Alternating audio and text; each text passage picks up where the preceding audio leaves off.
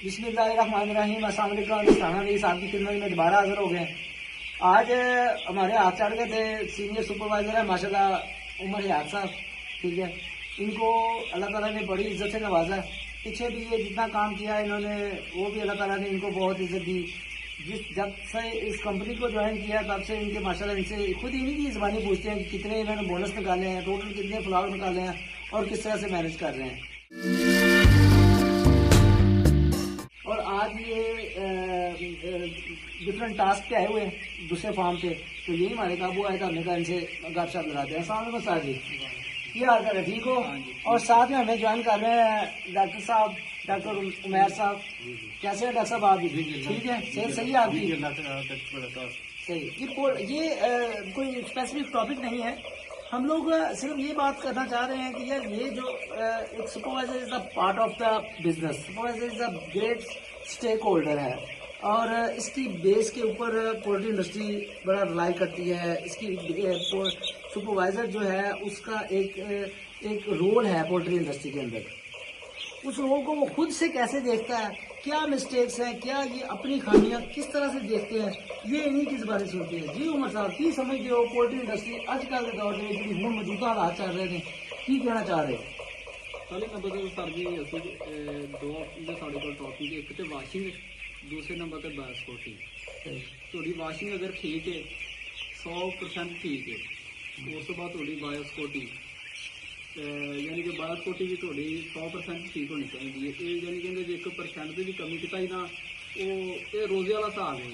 ये रोज़ा तुम रखा वो एक घुट पानी पी लिया या पूरा गिलास पी लिया, गल एक ही है, रोज़ा तो टुट गया, थोड़ी बायोसिक्योरिटी है कोई थोड़ी मतलब ये बंदे रोके एक बार वायलेशन हो गई तो हो गई। हाँ जी। ਤੇ ਵਾਸ਼ਿੰਗ ਦਾ ਵੀ ਇਹ ਤੁਸੀਂ ਸਾਫ ਕੁਝ ਕਰ ਲਿਆ, ਤੁਹਾਡੇ ਕੋਈ 1 ਫੁੱਟ ਵੀ ਜਗ੍ਹਾ ਰਹਿ ਗਈ ਨਾ, ਕੋਈ ਨਾ ਹੋਈ, ਉਹ ਤੁਹਾਡਾ ਪੂਰਾ ਸ਼ੈੱਡ ਨਹੀਂ ਟੁੱਟਿਆ। ਠੀਕ, ਇਹ ਦੋ ਚੀਜ਼ਾਂ ਤੁਹਾਡੇ ਕਾਬੂ 'ਚ ਨੇ।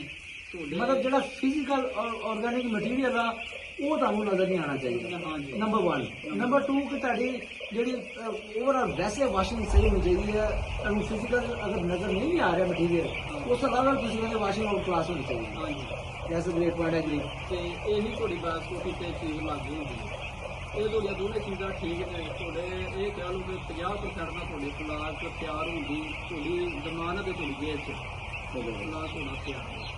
तो डॉक्टर किसी भी वाशिंग के बारे या सही कह रहे हैं मैं नहीं, इसके अलावा जो है बायोसिक्योरिटी के बारे में जो है ना, ये तो भी कपड़े जो है शेड वाले लेदर भी होने का भी चाहिए। इससे भी जो है ना जंग जो है वो कम आते हैं। मतलब एज पर बुक्स से गल कर रहे हैं कि बुक्स यही कह रही है ताड़ी, क्योंकि हमारा कंसेप्ट ये है कि एक तरफ बुक्स है, ठीक है ना, बुक्स आप है और एक्सपीरियंस ये है। तो एक्सपीरियंस जो बोल रहा है वो बुक्स वेरीफाई कर रही गल सही होगी। बायोसिक्योरिटी बड़ा अच्छा पॉइंट दसिया। उस तो अलावा और की रिस्पॉन्सिबिलिटीज है या की करना चाहिए सुपरवाइजर, किहड़ी ऐसी मिस्टेक तुसीं करदे हो? एक सुपरवाइजर की जी सब तो वड्डी रिस्पॉन्सिबिलिटी ना, जो एक सुपरवाइजर ने जेल बना लिया भी मैं सुपरवाइजर हाँ। सुपरवाइजर जो एक सीनियर वर्कर का नाम है, अज वो अपने साथ को सीनियर वर्कर है, कल सुपरवाइजर बन गया। उनका मतलब यही है भी सीनियर सुपरवाइजर का नाम ही वर्कर है। सुपरवाइजर ने यह नहीं जेल बना लेना सुबह नाश्ता किया, आया एक राउंड लाया उसका सब कुछ देखा नहीं, ਤੁਹਾਨੂੰ ਲੱਗਦਾ ਤੁਸੀਂ ਦੁਬਾਰਾ 10 ਵਜੇ ਵੀ ਰਾਉਂਡ ਲਾਣਾ, 12 ਵਜੇ, ਜਿੰਨੀ ਵਾਰੀ ਵੀ ਤੁਹਾਨੂੰ ਲੱਗਦਾ ਕਿ ਨਹੀਂ ਮੇਰੇ ਪਿੱਛੇ ਹੋਰ ਚੀਜ਼ ਇੱਧਰ ਹੋ ਰਹੇ, ਜਿਵੇਂ ਕਿ ਟੈਂਪਰੇਚਰ ਜਾਂ ਨਮੀ ਜਾਂ ਉਹਦੇ ਦੇ ਬਾਰੇ ਤੁਸੀਂ ਬਾਰ-ਬਾਰ ਚੱਕਰ ਲਾ ਕੇ ਦੇਖੋ। ਸੰਡਾ ਇਦਾਂ ਹੁੰਦਾ ਉਸਦਾ ਇੱਕ ਪਾਰਟ ਜਿਹੜਾ ਉਹਦੇ ਚ ਟੈਂਪਰੇਚਰ ਠੀਕ ਹੁੰਦਾ, वेरिएशन दूसरी साइड से वेरिएशन डेफिनेटली होंगी भी है। तो कितने परसेंट तुम कहते हो वेरिएशन जी उत्थे टैंपरेचर है वो इधर साइड से पोल्यूटर शुरू हो रहा उतों तो इधर कितना टैंपरेचर का डिफरेंस होएगा? ਜਿਹੜਾ ਚੂਹਾ ਹੁੰਦਾ ਸਰ ਜੀ ਕੋਈ 14-15 ਕਿਲੋ ਤੱਕ ਜਦੋਂ ਆ ਜਾਂਦਾ ਹੈ ਤੇ ਕਮ ਅਜ਼ ਕਮ 1 ਡਿਗਰੀ ਦਾ ਫਰਕ ਪੈ ਜਾਂਦਾ ਹੈ। ਹਾਂ 1 ਡਿਗਰੀ ਦਾ ਫਰਕ। ਅੱਛਾ ਤੁਸੀਂ ਇਸ ਕਨਸੈਪਟ ਨੂੰ ਲੈ ਕੇ ਕਹਿ ਰਹੇ ਕਿ ਸੁਪਰਵਾਈਜ਼ਰ ਨੂੰ ਚਾਹੀਦਾ ਪੂਰਾ ਚੱਕਰ ਲਾਏ, ਨਾ ਕਿ ਉਹ ਅੱਧੇ ਫਾਰਮ ਤੋਂ ਜਾਂ ਇਸ ਤਰ੍ਹਾਂ ਚੱਕਰ ਲਗਾ ਕੇ ਚਲੇ ਗਏ, ਪਾਰਟੀਸ਼ਨ ਦੇ ਨਜ਼ਦੀਕ ਚੱਕਰ ਲਗਾ ਲਿਆ। हाँ जी, ये खास तौर पर ना जो ये फर्क पैदा डिफरेंट, ये गर्मी च ज्यादा पैदा, सर्दी च फिर भी मेनटेन रहा क्योंकि ब्रूडर चलता वेंटा डाइट मेनटेन करके फिर भी रहा जी तुम भी चक्कर फिर भी पूरा ही लगा। दूसरे नंबर पर जी मैनुअल बर्तन ने आले इन्होंने जी थले फील्ड केयर की वर्कर नहीं फील्ड केयर की अज तो दिन आप बनाना सुपरवाइजर फील्ड देखता है। अच्छा हाँ जी, ਵਰਕਰ ਨੂੰ ਤਾਂ ਤੁਸੀਂ ਇਹ ਦੇਖ ਲਓ ਸੁਪਰਵਾਈਜ਼ਰ ਸਾਡੇ ਮਗਰ ਪੈ ਜਾਣੇ ਨੇ, ਉਹ ਕਹਿੰਦੇ ਯਾਰ ਤੂੰ ਅੱਧੀ ਕਹੀ ਜਾ ਰਿਹਾ ਸੁਪਰਵਾਈਜ਼ਰ, ਮੈਂ ਤਾਂ ਡੋਲੀ ਨਹੀਂ ਉਹ ਕਹਿੰਦਾ ਹਾਂਜੀ ਮੈਂ ਵੀ ਸੁਪਰਵਾਈਜ਼ਰ ਹੀ ਆ ਜੀ ਤੇ ਮੇਰੇ ਉੱਤੇ ਤੁਹਾਨੂੰ ਕੋਈ ਵੀ ਫੀਡ ਮਿਲ ਜਾਏਗੀ ਨਾ, ਮੈਂ ਤੁਹਾਨੂੰ ਡਿਊਟੀ ਦੇ ਹਾਜ਼ਰ ਸਰਵਿਸ ਮੈਂ ਆ ਹਾਂਜੀ ਤੇ ਫੀਡ ਮੈਂ ਕਰੀ ਹੈ। ਦੈਟਸ ਅ ਗ੍ਰੇਟ ਸੋਚ ਕਿ ਤੁਹਾਡੀ ਰਿਸਪੌਂਸਿਬਿਲਿਟੀ ਹੈ ਕਿ ਫਿਰ ਇਹਦਾ ਮਤਲਬ ਤੁਸੀਂ ਕੰਮ ਕੀਤਾ, ਹਾਂਜੀ ਗਲਤ ਵੀ ਤੁਸੀਂ ਕੀਤਾ। ਡਾਕਟਰੀ ਉਹ ਮੇਰੇ ਥੱਲੇ ਕੰਮ ਕਰ ਰਹੇ ਨੇ, ਉਹਨਾਂ ਨੂੰ ਮੈਂ ਜਿਵੇਂ ਦੱਸਣਾ ਜਿਸ ਤਰੀਕੇ ਦੱਸਣਾ। ਇੱਥੇ ਪਹਿਲਾ ਸੁਪਰਵਾਈਜ਼ਰ ਐਮਓਸੀ ਵਾਲੇ ਤਰੀਕੇ ਨਾਲ ਕਰਦੇ ਰਿਹਾ, ਹੁਣ ਮੈਂ ਕੱਲ ਦਾ ਆਇਆ, ਮੈਂ ਵਰਕਰਾਂ ਕੋਲੋਂ ਆਦੇ ਤਰੀਕੇ ਨਾਲ ਕੰਮ ਲੈ ਰਿਹਾ, ਪਤਾ ਇਹਨਾਂ ਨੂੰ। ਤੇ ਇਹ ਜਿਹੜੀ ਫੀਡ ਕਿੰਨੀ ਹੈਗੀ ਹੈ ਤੁਹਾਡੀ ਫੀਡ ਕੇਅਰ ਗਈ, ਤੁਹਾਡੇ ਫੰਗਸ ਬਣ ਗਈ, ਉਹ ਪਹਿਲੇ ਨੰਬਰ ਤੇ ਤੁਸੀਂ ਜਿੰਨਾ ਮਰਜ਼ੀ ਤੁਹਾਡਾ ਚੰਗਾ ਪਲਾਜ ਪਾ ਗਿਆ, ਉਹ ਤੁਹਾਡੀ 1 ਕਿਲੋ FCR ਪਹਿਲੇ ਹਫਤੇ ਡਿੱਗ ਗਈ ਹੈ। ਬ੍ਰਾਂਡ ਤੇ ਤੁਹਾਡੀ 32 ਆਣੀ ਸੀ, ਉਹ 32 ਨਹੀਂ ਰਹਿ ਗਈ, ਉਹ 31 ਆ ਗਈ ਹੈ। ਡੈਫੀਨਿਟਲੀ ਉਸ ਤੋਂ ਬਾਅਦ ਉਹਦੇ ਦੋ ਤਿੰਨ ਤਰ੍ਹਾਂ ਦੇ ਨੁਕਸਾਨ ਹਨ। ਇੱਕ ਤੇ ਫਾਈਨੈਂਸ਼ੀਅਲ ਨੁਕਸਾਨ ਹੋ ਗਿਆ ਹਾਂਜੀ। ਕਿ ਫੀਡ ਗਿਰ ਗਈ, ਉਹ ਤੇ ਬਹੁਤ ਥੋੜਾ ਹੋਏਗਾ, 5-5 ਗ੍ਰਾਮ ਗਿਰੇਗੀ ਸਾਰਿਆਂ ਦੇ, ਲੇਕਿਨ ਉਹਦਾ ਜਿਹੜੇ ਉਹਦੇ ਤੋਂ ਬਾਅਦ ਜਿਹੜਾ ਉਹ ਗਿਰਨ ਤੋਂ ਬਾਅਦ ਫੰਗਸ ਲੱਗੀ, ਹਾਂਜੀ ਉਹ ਫੰਗਸ ਜਿਹੜਾ ਬਰਡ ਦੇ ਅੰਦਰ ਗਈ, ਉਹਦਾ ਬਹੁਤ ਬੜਾ ਨੁਕਸਾਨ ਹੋ ਗਿਆ। ਤੁਹਾਡੀ 2 ਤੋਂ 3 ਰੁਪਏ ਮੈਡੀਸਨ ਕਾਸਟ ਵੀ ਵੱਧ ਗਈ ਹੈ। ਐਗਜ਼ੈਕਟਲੀ। ਸਾਡੇ ਦਫ਼ਤਰ ਜਾਣੇ ਅਸੀਂ, ਸਾਡੇ ਚੇਅਰਮੈਨ ਸਾਹਿਬ ਡਾਕਟਰ ਵੀਰ ਮਾਨ ਸਾਹਿਬ ਸਾਨੂੰ ਇਹ ਕਹਿੰਦੇ ਨੇ ਤੁਸੀਂ ਸਿਰਫ ਨਾ ਇੱਕ ਪਲਾਜ ਦੀ 1 ਕਿਲੋ ਫੀਡ ਪਹੁੰਚਾਓ। ਇਸੇ ਤਰ੍ਹਾਂ ਦਾ ਕੰਸੈਪਟ ਸਮਝਿਆ ਕਿ ਤੁਸੀਂ ਚਾਹ ਰਹੇ ਹੋ ਇਨਵੋਲਵਮੈਂਟ ਆਫ ਦਾ ਸੁਪਰਵਾਈਜ਼ਰ, ਤੁਸੀਂ ਚਾਹ ਰਹੇ ਹੋ ਕਿ ਯਾਰ ਸੁਪਰਵਾਈਜ਼ਰ ਦਾ ਕਹਿਣਾ ਚਾਹ ਰਹੇ ਹੋ ਕਿ ਸੁਪਰਵਾਈਜ਼ਰ ਦੀ ਇਨਵੋਲਵਮੈਂਟ ਜਿਹੜੀ ਹੈ ਨਾ ਉਹ ਬਹੁਤ ਜ਼ਰੂਰੀ ਹੈ। ਛੋਟੇ ਛੋਟੇ ਪੁਆਇੰਟਸ ਤੇ ਟੈਂਪਰੇਚਰ ਵੇਰੀਏਸ਼ਨ ਤੇ, ਆਪਣੇ ਫੀਡ ਗਿਰਨ ਤੇ, ਆਪਣੇ level of the feed, water level, ਪਾਣੀ ਲੈਵਲ, ਇਹ ਸੁਪਰਵਾਈਜ਼ਰ ਦਾ ਵੈਲ ਕੌਨਸ਼ੀਅਸ ਹੋਣਾ ਜਿਹਦੇ ਉਹ ਬਹੁਤ ਜ਼ਰੂਰੀ ਹੈ, ਰੈਫਲੈਕਟ ਕਰ ਦੇਣਾ। ਹਾਂਜੀ ਅੱਛਾ, ਤੁਸੀਂ ਇਹ ਮਿਥਾਂ ਦੇ ਬਾਰੇ ਦੱਸੋ ਕਿ ਬਹੁਤ ਸਾਰੀ ਮਿਥਸ ਦੇ ਉੱਤੇ ਪੋਲਟਰੀ ਇੰਡਸਟਰੀ ਚੱਲਦੀ ਪਈ ਹੈ, ਉਹਦੇ ਬਾਰੇ ਤੁਸੀਂ ਕੀ ਕਹਿੰਦੇ? ਇਹ ਸੁਪਰਵਾਈਜ਼ਰਾਂ ਦਾ ਵੀ ਇੱਕ ਜ਼ਿਹਨ ਬਣਿਆ ਹੁੰਦਾ ਹੈ ਤੇ ਉਹ ਚੂਜ਼ਾ ਆਣਾ ਸਾਡਾ 33 ਟੈਂਪਰੇਚਰ ਹੈ, 6 ਦੇ ਚੂਜ਼ਾ ਛੱਡ ਦਿਓ, ਉਹ 34 ਵੱਲ ਜਾਣਾ ਹੀ ਨਹੀਂ ਜਾਂ 32 ਤੱਕ ਲਿਆਉਣਾ ਨਹੀਂ ਕਿ 33 ਹੈ, ਇਹ 3 ਦਿਨ 33 ਰੱਖਣਾ ਸਾਡਾ ਚੂਜ਼ਾ ਇਕੱਠਾ ਜੋ ਵੀ ਟੈਂਪਰੇਚਰ ਪੂਰਾ ਹੈ ਪੂਰਾ ਟੈਂਪਰੇਚਰ ਇੱਕ ਸਾਈਡ ਕਰ ਲਿਆ ਕਿ ਕੀ ਛੱਡਣਾ? ਹਾਂ ਬਾਈ ਤੋਂ ਜ਼ਿਹਨ ਬਣ ਗਿਆ ਵੀ 33 ਤੇ ਨੂੰ ਛੱਡ ਦੇਣਾ, ਉਹ ਬਹੁਤ ਗਲਤ ਚੀਜ਼ ਹੈ। ਸਾਰੇ ਸੁਪਰਵਾਈਜ਼ਰ ਨਹੀਂ, ਕਈ ਕੋਈ ਸੁਪਰਵਾਈਜ਼ਰ ਨਹੀਂ। ਚਲੋ ਸ਼ੁਕਰ ਥੋੜਾ ਹੱਥ ਵਾਲਾ ਰੱਖ ਲਿਆ ਤੁਸੀਂ। ਹਾਂਜੀ ਨਹੀਂ ਸਾਰੇ ਨਹੀਂ। ਅੱਛਾ ਤੇ ਉਹ ਨਹੀਂ ਜ਼ਿਹਨ ਵਿੱਚ ਰੱਖਣੀ ਵੀ ਅਸੀਂ 33 ਤੇ ਨਹੀਂ ਛੱਡਣਾ ਹੈ। ਅੱਛਾ ਉਹ ਤੁਹਾਡਾ 34 ਤੱਕ ਜਾਂਦਾ, ਅਗਰ 34.5 ਤੱਕ ਵੀ ਤੁਹਾਡਾ ਜਾਂਦਾ ਨਾ ਤੁਸੀਂ ਲੈ ਜਾਓ, ਕੋਈ ਨਹੀਂ ਮਸਲਾ। 34.5 ਜਾ ਕੇ ਵੀ ਤੁਹਾਨੂੰ ਤੁਸੀਂ ਉਹ ਜਿਵੇਂ ਡਾਕਟਰ ਦੇ ਸਾਹਿਬ ਕਹਿੰਦੇ ਹੁੰਦੇ ਵੀ ਇਹ ਜਿਹੜਾ 5 ਆ ਜੇ ਇਹ ਸੈਂਸਰ ਹੈ। ਇਹ ਸੈਂਸਰ ਹੈ। ਡੈਫੀਨਿਟਲੀ। ਹਾਂਜੀ ਤੁਸੀਂ ਇਹਦੇ ਵੱਲੋਂ ਵੇਖ ਕੇ ਤੁਸੀਂ ਨਾ ਉਹ ਕਰਨਾ ਜੀਵਾ ਸੀਲ ਕਰਨਾ ਜਾਂ ਲਾਉਣ ਤੋਂ ਬਾਅਦ ਤੁਸੀਂ ਉਹ ਚੈੱਕ ਕਰਨਾ। ਨਹੀਂ, ਸੁਪਰਵਾਈਜ਼ਰ ਨੇ ਇਸੇ ਕੰਸੈਪਟ ਤੇ ਚੱਲਦਾ ਪਿਆ, ਚੂਜ਼ੇ ਨੂੰ ਦੇਖ ਕੇ, ਮਤਲਬ ਜ਼ਿਆਦਾ ਚੂਜ਼ੇ ਦੇ ਵੱਲ ਦੇਖ ਕੇ ਚੱਲਦਾ ਪਿਆ। ਅਗਰ ਕੋਈ ਇਦਾਂ ਨਹੀਂ ਮਿੱਥ ਰੱਖਦਾ ਵੀ ਯਾਰ ਆਂਦਰ ਚੂਜ਼ੇ ਦਾ ਟੈਂਪਰੇਚਰ ਕੀ ਜਾਣਾ ਚਾਹੀਦਾ, ਕਿ ਉਹ ਇਹ ਕੋਈ ਆਨਸਰ ਦਾ ਜਵਾਬ ਨਹੀਂ ਹੈਗਾ ਜੀ 33। ਹਾਂਜੀ ਇਹ ਤੁਹਾਡੀ ਗੱਲ ਸਹੀ ਹੈ ਕਿ ਤੁਸੀਂ ਚੂਜ਼ੇ ਦੀ ਸਾਈਜ਼ ਦੇਖੋ ਹਾਂਜੀ ਔਰ ਉਹਦਾ ਕੰਫਰਟ ਜ਼ੋਨ ਦੇਖੋ, ਜਿੱਥੇ ਉਹ ਕੰਫਰਟੇਬਲ ਹੈ ਉੱਥੇ ਛੱਡਣਾ ਚਾਹੀਦਾ। ਇਹ ਬਹੁਤ ਅੱਛੀ ਗੱਲ ਕੀਤੀ ਕਿ ਵਾਕਈ ਇਹ ਕੰਸੈਪਟ ਹੈ। 37 ਗ੍ਰਾਮ ਦੇ ਆ ਰਹੇ ਨੇ, ਹਾਂਜੀ, ਕੋਈ 48-50 ਗ੍ਰਾਮ ਤੱਕ ਵੀ ਆ ਰਿਹਾ ਹੈ। ਤੁਸੀਂ ਇੱਕ ਟੈਂਪਰੇਚਰ ਨਹੀਂ ਦੇ ਸਕਦੇ। ਨਹੀਂ ਦੇ ਸਕਦੇ।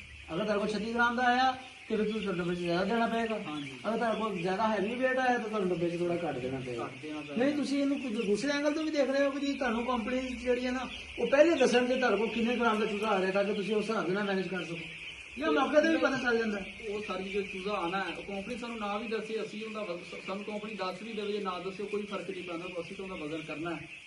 ਅੱਜ ਟੈਂਪਰੇਚਰ 1 ਡਿਗਰੀ ਦਾ ਉੱਪਰ ਨੀਚੇ ਕਰਨਾ ਹੋਵੇ ਤਾਂ ਉਹ ਤੁਹਾਡੇ ਦਾ 5 ਮਿੰਟ ਦਾ ਕੰਮ ਹੈ। 5-7 ਚੂਜ਼ੇ ਲਾਹ ਦੇ ਲੈਂਦੇ ਉਹ ਤਾਂ ਟੈਂਪਰੇਚਰ ਪੂਰਾ ਹੋ ਜਾਂਦਾ। ਹਾਂਜੀ ਉਹ ਕੋਈ ਨਹੀਂ ਮਸਲਾ। ਅਸੀਂ ਉਹਨੂੰ ਵਜ਼ਨ ਬਲਕਿ ਸਾਰੇ ਕਰਦੇ ਨੇ ਵਜ਼ਨ ਆਉਂਦੇ ਚੂਜ਼ੇ। ਹਾਂਜੀ ਹਾਂਜੀ, ਸਰੀ ਤੁਹਾਡੇ ਕੋਲ ਐਸਾ ਹੈ ਤੇ ਉਹ ਚੱਲ ਜਾਂਦਾ ਪਤਾ। ਅੱਛਾ, ਇਹ ਵਿੱਚ ਜਿਹੜੀ ਹੈ ਚੇਂਜ ਹੋਣੀ ਚਾਹੀਦੀ ਕਿ ਟੈਂਪਰੇਚਰ ਕੋਈ ਸੈੱਟ ਨਹੀਂ ਹੈਗਾ ਵੀ ਇੰਨਾ ਟੈਂਪਰੇਚਰ ਦੇਣਾ ਜਿਹਦੇ ਤੇ ਚੂਜ਼ਾ ਛੱਡਣਾ। ਹਾਂ ਜੀ ਨਹੀਂ। ਉਹ ਬਰਡ ਦੇਖੋ, ਬਰਡ ਦੀ ਕੰਡੀਸ਼ਨ ਤੇ ਦੇਖੋ, ਹਾਂਜੀ ਤੇ ਅਗਰ ਓਪਨ ਗੱਡੀਆਂ ਚ ਆਇਆ ਤਾਂ ਸ਼ਾਇਦ ਤੁਹਾਨੂੰ ਫਰਦਰ ਟਾਈਮਿੰਗ ਉਸ ਤੋਂ ਜ਼ਿਆਦਾ ਦੇਣਾ ਪੈ ਜਾਏ। ਜ਼ਿਆਦਾ ਦੇਣਾ ਪਵੇ। ਹਾਂਜੀ ਅੱਜ ਕੱਲ੍ਹ ਉਹ ਮੌਸਮ। ਅੱਛਾ, ਆਵਾਜ਼ ਦਾ ਬੜਾ ਅੱਜ ਕੱਲ੍ਹ ਆਵਾਜ਼ ਆ ਰਹੀ ਹੈ, ਚੂਜ਼ਾ ਦੀ ਥੋੜੀ ਆਵਾਜ਼ ਸ਼ੁਰੂ ਹੁੰਦੀ, ਸੁਪਰਵਾਈਜ਼ਰ ਦੀ ਡਿਮਾਂਡ ਹੈ ਕਿ ਮੈਨੂੰ ਬ੍ਰੌਂਕੋਡਾਇਲੇਟਰ ਦਿਓ। ਹਾਂਜੀ ਠੀਕ ਹੈ, ਕੁਝ ਸੁਪਰਵਾਈਜ਼ਰ ਦੀ ਡਿਮਾਂਡ ਹੈ ਕਿ ਸਾਰੇ ਵੀ ਇਹ ਨਹੀਂ ਚੱਲਣਾ ਚਾਹੀਦਾ, ਇਹਨੂੰ ਵੀ ਸਿਰਫ ਅਸੀਂ ਟੈਂਪਰੇਚਰ ਨਾਲ ਮੇਨਟੇਨ ਕਰ ਲਾਂਗੇ। ਉਹਦੇ ਬਾਰੇ ਕੀ ਕੰਸੈਪਟ ਹੈ? ਉਹ ਟੈਂਪਰੇਚਰ ਵਾਲੀ ਜਾਂ ਐਵੇਂ ਆਵਾਜ਼ ਸੁਣ ਕੇ ਸਾਡੀ 1 ਕਰੋੜ ਰੁਪਏ ਦੀ ਹੈ। ਬਿਲਕੁਲ ਤੇ ਉਹ ਸਾਡੇ ਕੱਲੇ ਮਤਲਬ ਇਹਦੇ ਤਾਂ ਫੋਕਸ ਉਹ ਹੋਵੇ ਸੁਪਰਵਾਈਜ਼ਰ ਦਾ। ਪੂਰਾ ਹੋਵੇ। ਇਹਨਾਂ ਦੀ ਬੜੀ ਗਲਤ ਚੀਜ਼ ਹੈ। ਅੱਛਾ, ਉਹ ਖਾਸ ਤੌਰ ਤੇ ਪਹਿਲੇ ਹਫਤੇ ਦੱਸਦੇ ਨੇ, ਉਹ ਤੁਹਾਨੂੰ ਜਿਹੜੀ ਵੀ ਚੀਜ਼ ਤੇ ਆਵਾਜ਼ ਮਿਲ ਰਹੀ ਹੈ ਤੁਸੀਂ ਉਹਨੂੰ ਫੌਰਨ ਤੋਂ ਪਹਿਲਾਂ ਵਿਵਾ ਕਰੋ ਤੇ ਉਹ ਮੋਟੈਲਿਟੀ ਦਾ ਵੇਟ ਨਾ ਕਰੋ ਵੀ ਸ਼ਾਮੀ 6 ਵਜੇ ਮੋਟੈਲਿਟੀ ਚੈੱਕ ਕਰਨੀ ਹੈ, ਪਤਾ ਲੱਗ ਹੀ ਜਾਣਾ ਕੀ ਹੈ। ਉਹ ਸਭ ਜਿਹੜੀ ਤੁਹਾਡੀ ਮੋਟੈਲਿਟੀ ਹੋਈ ਉਹਦੇ ਤੋਂ ਉਹ ਚੀਜ਼ ਆਵੇ ਨਾ ਤੁਸੀਂ ਉਹਨੂੰ ਜ਼ਿਬਾ ਕਰੋ, ਚੈੱਕ ਕਰੋ ਤੁਹਾਡੇ 에ਅਰ ਫੈਲ ਦੀ ਆਵਾਜ਼ ਹੈ, ਫੰਗਸ ਤੇ ਤੁਹਾਡੀ ਇਕੋਲਾਈ ਤਾਂ ਨਹੀਂ ਬਣ ਰਹੀ ਜਾਂ ਕੋਈ ਰੇਸ਼ਾ ਬਣ ਰਿਹਾ ਸਾਹ ਦੀ ਨਾਲੀ ਤੇ। ਯਾਰ ਜ਼ਬਰਦਸਤ। ਇਹ ਦੁਬਾਰਾ ਰਿਪੀਟ ਕਰੋ ਜੀ ਸਾਰੀ ਗੱਲਾਂ, ਥੋੜਾ ਨਜ਼ਦੀਕ ਆ ਜਾਓ ਕੈਮਰਾਮੈਨ ਸਾਹਿਬ। ਇਹ ਸਾਰੀਆਂ ਨਹੀਂ ਗੱਲਾਂ ਦੁਬਾਰਾ ਰਿਪੀਟ ਕਰੋ ਜੀ। ਇਹ ਆਵਾਜ਼ ਜਿਹੜੀ ਹੈ ਤੁਸੀਂ ਦੱਸਿਆ ਕਿ ਫੰਗਸ ਦੀ ਹੈ, ਆਵਾਜ਼ ਤੁਸੀਂ ਉਹ ਪਲੱਸ ਇਕੋਲਾਈ ਦੀ ਆਵਾਜ਼ ਆ, ਰੈਸਪੀਰੇਟਰੀ ਦੀ ਹੈ। ਹਾਂਜੀ ਰੈਸਪੀਰੇਟਰੀ ਦੇ ਵਿੱਚ ਵੀ ਫਿਰ ਦੋ ਆ ਗਏ ਕਿ ਲੋਅਰ ਰੈਸਪੀਰੇਟਰੀ ਦੀ ਹੈ, ਲੰਗਸ ਖਰਾਬ ਹੋਏ ਆ, ਜਾਂ ਅਪਰ ਰੈਸਪੀਰੇਟਰੀ ਦੀ ਹਾਂਜੀ, ਹੈ। ਯਾਰ ਅੱਛਾ, ਇਹਨਾਂ ਚੀਜ਼ਾਂ ਨੂੰ ਜਾਂ ਰੇਸ਼ਾ ਹੈਗੀ, ਤੁਸੀਂ ਕਹਿੰਦੇ ਵੀ ਉਹ ਫੌਰੀ ਤੌਰ ਤੇ ਮੋਟਾਲਿਟੀ ਚੈੱਕ ਕਰ ਲਓ। ਨਹੀਂ, ਉਹ ਮੋਟੈਲਿਟੀ ਆਪਾਂ ਨੂੰ ਨਹੀਂ ਪਤਾ ਵੀ ਮੋਟੈਲਿਟੀ ਜਿਹੜੀ ਹੋਈ ਉਹਦੇ 'ਚ ਕੋਈ ਚੀਜ਼ਾਂ ਸਾਰੀਆਂ ਹੈਗੀਆਂ ਨੇ ਕਿ ਨਹੀਂ, ਤੁਸੀਂ ਉਹਨੂੰ ਜ਼ਿਬਾ ਕਰੋ। ਅੱਛਾ ਜਿਹਦੇ 'ਚ ਆਵਾਜ਼ ਆ ਰਹੀ ਨਾ, ਲੱਗ ਰਿਹਾ ਆਵਾਜ਼ ਹੈ, ਤੁਸੀਂ ਉਹਨੂੰ ਜ਼ਿਬਾ ਕਰੋ। ਅੱਛਾ, ਤੁਸੀਂ ਉਹਨੂੰ ਚੈੱਕ ਕਰੋ ਕਿ ਕਿਹੜੀ ਚੀਜ਼ ਦੀ ਆਵਾਜ਼ ਦੇ ਰਿਹਾ। ਜੇ ਜਿਹੜਾ ਫਾਰਮਰ ਨਾਲ ਮਗਰ ਪੈ ਗਿਆ 200 ਰੁਪਏ ਦਾ ਚੂਜ਼ਾ ਜੁਆ ਕਰਾਤਾ ਅਕਸਰ 200 ਦੀ ਬਜਾਏ 3 ਕਿਲੋ ਦੀ ਜ਼ਿਬਾ ਕਰਨੇ ਪਏ ਨਾ ਜੀ, ਤੇ ਤੁਸੀਂ ਉਹ 600 ਲਾ ਦਿਓ, ਉਹ ਕੋਈ ਨਹੀਂ ਫਰਕ ਪੈਂਦਾ। ਅੱਛਾ ਉਹ ਤੁਸੀਂ ਜੇ ਅਗਰ ਮੋਟੈਲਿਟੀ ਵਾਲੀ ਵੇਚਦੇ ਰਹੇ ਹੋ ਸਕਦਾ ਤੁਹਾਡੀ 3-4 ਦਿਨ ਮੋਟੈਲਿਟੀ ਉਹ ਚੀਜ਼ ਦੀ ਹੋਵੇ ਹੀ ਨਾ, ਤੇ ਤੁਹਾਨੂੰ ਪਤਾ ਹੀ ਉਦੋਂ ਲੱਗੇ ਨਹੀਂ, ਜਦੋਂ ਅਗਰ ਰੈਸਪੀਰੇਟਰੀ ਦਾ ਹੋਏਗਾ ਤੇ ਤੁਸੀਂ ਸਲਾਟਰ ਕਰ ਲਓਗੇ ਤੇ ਡਾਕਟਰ ਸਾਹਿਬ ਉਹਦੀ ਤੇ ਲੰਗ ਸਾਰੀ ਨਾਲੀ ਸਾਰਾ ਬਲੱਡ ਆ ਗਿਆ, ਤੇ ਉਹ ਤੁਸੀਂ ਰੈਸਪੀਰੇਟਰੀ ਤਾਂ ਨਹੀਂ ਫੜ ਸਕਦੇ, ਫੰਗਸ ਤਾਂ ਫੜ ਸਕਦੇ ਹੋ।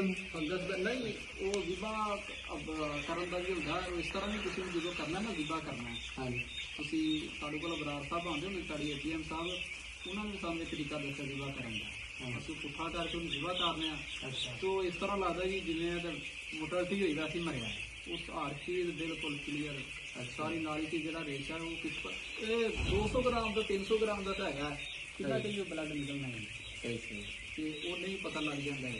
ਸਹੀ। ਅੱਛਾ, ਡਾਇਗਨੋਜ਼ ਹੋ ਜਾਂਦਾ। ਹਾਂਜੀ ਹੋ ਜਾਂਦਾ ਹੈ। ਵੈਸੇ ਬੁੱਕਸ ਕੀ ਕਹਿੰਦੀਆਂ ਪਹਿਲੇ ਰੀਡ ਦੇ ਵਿੱਚ ਡਾਇਗਨੋਜ਼ ਇਸ ਕਿਸਮ ਦੇ ਬਰਡ ਨੂੰ ਕੀਤਾ ਜਾ ਸਕਦਾ? ਜੀ ਜੀ ਠੀਕ ਹੈ ਸਰ। ਅੱਛਾ, ਉਹਦੇ ਵਿੱਚ ਕੋਈ ਨਹੀਂ, ਤੁਹਾਡੇ ਕੋਲ ਕੋਈ ਇਖਤਲਾਫ ਨਹੀਂ ਹੈਗਾ ਤੁਹਾਡਾ? ਨਹੀਂ ਨਹੀਂ ਸਰ। ਅੱਛਾ, ਜਿਹੜਾ ਤੁਸੀਂ ਸਾਈਡਾਂ ਤੇ ਜਾ ਕੇ ਇਖਤਲਾਫ ਕਰਦੇ ਹੋ ਹੁਣ ਇੱਥੇ ਕਰੋ, ਤੁਹਾਡੇ ਕੋਲ ਮੌਕਾ ਮੌਜੂਦ ਹੈ। ਅੱਛਾ, ਆਲ ਰਾਈਟ ਹੈ। ਅੱਛਾ ਜੀ ਅੱਗੇ ਚਲੋ। ਹਾਂਜੀ, ਜੇ ਉਹ ਮੋਟੈਲਿਟੀ ਵੱਲ ਤੁਸੀਂ ਚਲੇ ਜਾਓਗੇ, ਮੋਟੈਲਿਟੀ ਹੋ ਗਈ ਚੈੱਕ ਕਰਾਂਗੇ, ਮੋਟੈਲਿਟੀ 'ਚ ਸਾਰੀਆਂ ਚੀਜ਼ਾਂ ਲੱਭਾਂਗੇ, ਉਹ ਫਿਰ ਤੁਸੀਂ ਲੇਟ ਹੋ ਜਾਓਗੇ, ਉਹ ਫਿਰ ਤੁਹਾਡੀ ਗੱਲ ਅੱਗੇ ਤੱਕ ਚਲੀ ਜਾਏਗੀ। ਯਾਰ ਇਹ ਤੇ ਅਸੀਂ ਨਾਰਮਲ ਵੀ ਗੱਲ ਕਰੀਏ, ਇਹ ਮੇਰਾ ਕੰਸੈਪਟ ਵੀ ਹੈ ਕਿ ਜਿਹੜਾ ਬਰਾਈਲਰ ਹੈ ਨਾ, ਇਹਦੇ ਚ ਟਾਈਮ ਬੜਾ ਇੰਪੋਰਟੈਂਟ ਹੈ। ਬਹੁਤ ਕਿ ਅਗਰ ਤੁਸੀਂ ਅੱਜ ਡਿਸੀਜਨ ਨਹੀਂ ਲਿਆ ਨਾ, ਤੇ ਅਗਰ ਤੁਸੀਂ ਕੱਲ ਲਿਆ ਤੇ ਉਹ ਉतना ਹੀ ਜ਼ਿਆਦਾ ਮਲਟੀਪਲਾਈ ਹੋ ਜਾਏਗਾ। ਹਾਂਜੀ ਮਤਲਬ ਅਗਰ ਫਸਟ ਕਰੋ ਕਾਕਸੀ ਹੈ, ਤੇ ਅਗਰ ਕਾਕਸੀਡਾਇਸਿਸ ਟਾਈਮ ਨਾਲ ਤੁਸੀਂ ਡਾਇਗਨੋਸ ਕਰ ਲਈ ਤੇ ਤੁਹਾਨੂੰ ਬਹੁਤ ਸਾਰਾ ਫਾਇਦਾ ਹੋ ਜਾਏਗਾ। ਅਦਰਵਾਈਜ਼ ਤੁਸੀਂ ਅਗਰ 4 ਦਿਨ ਤੋਂ ਬਾਅਦ ਗਏ ਤਾਂ ਮਲਟੀਪਲਾਈ ਹੋ ਜਾਣਗੇ। ਇਕੋਲਾਈ ਸਪੈਸ਼ਲੀ ਹਾਂਜੀ ਇਕੋਲਾਈ ਤੇ ਘੰਟਿਆਂ ਦੇ ਹਿਸਾਬ